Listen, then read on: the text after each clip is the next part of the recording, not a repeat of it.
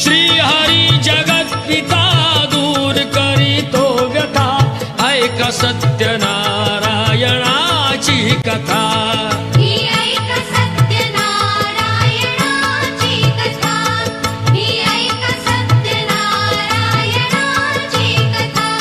मुकुराजा होता महाथोर तयाची पत्नी होती सुंदर नदी किनारी एकदा त्यांनी घातली महापूजा दोघांनी आली एक नौका त्याच मार्गानी नाव भरलेली पूर्ण द्रव्यानी होती व्यापारी साधू बाण्याची रीत पाहण्यास आला पूजनाची